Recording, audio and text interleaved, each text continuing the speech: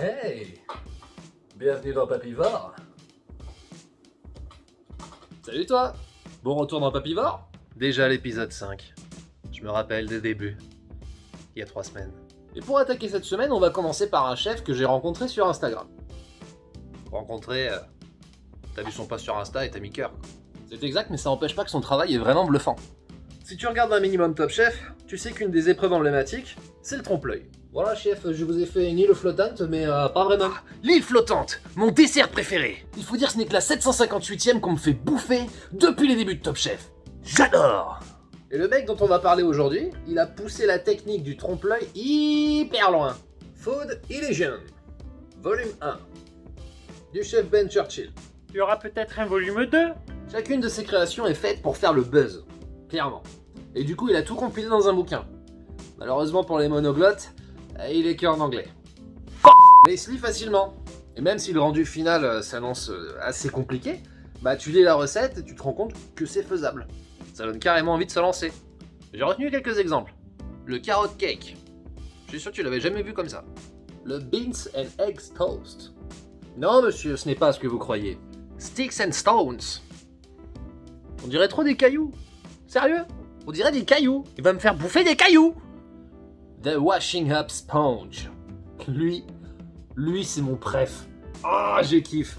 Même après avoir sorti ce bouquin, bah le mec il est encore vachement actif sur Instagram. Même il évolue. Il évolue. C'est plus réaliste, c'est plus fou, c'est plus tout. Putain, mais regarde les cailloux. Dans cette vidéo, on adore les cailloux. Mais là, franchement, c'est des beaux cailloux, quoi. Oh. Le mec, on dirait qu'il est dans l'atelier de papy. Il a pris les petits trucs qui traînaient par terre, de petites vis, des écrous. Hop, dans l'assiette. Un petit peu de crumble, une quenelle. Et je t'ai fait un dessert. Ah, il est bon, hein. C'est fou. Et là, tu le sens d'ici, le fromage bien puant. C'est même plus qu'il a fermenté, là. Il a pourri, là. On l'a oublié.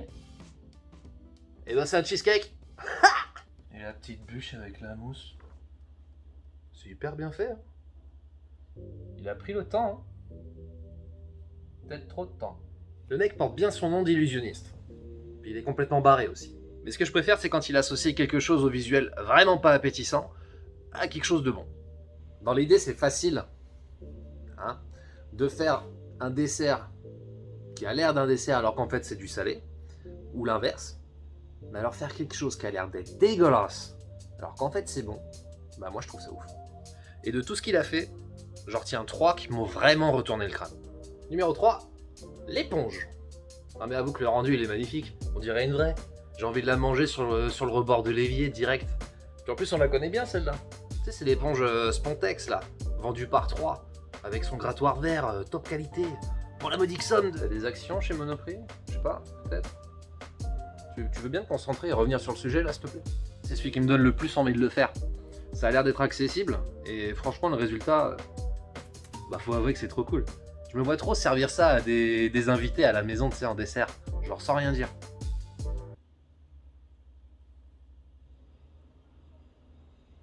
Ma casquette numéro 2, l'orange pourri. J'avoue que c'est bluffant, hein. Autant l'éponge, tu peux te laisser tenter une fois que t'es au courant, tu vois. Mais là, avec la petite moisissure, là, je pense qu'il y a une petite voix dans ta tête qui doit te dire... Tu vas pas manger ça. T'as pas autant la dalle que ça. Tu vois bien que c'est pourri ce truc. L'espèce humaine n'a pas traversé des millions d'années d'évolution pour ne plus être foutu de reconnaître un fruit quand il est bon. Bon, tu me connais, hein, moi j'y vais direct avec la cuillère. Hein. Ouais, j'aurais peut-être quelques petits scrupules à détruire le truc parce que c'est quand même super bien fait. Et numéro 1, le cendrier. Ah, c'est du cancer. C'est du cancer.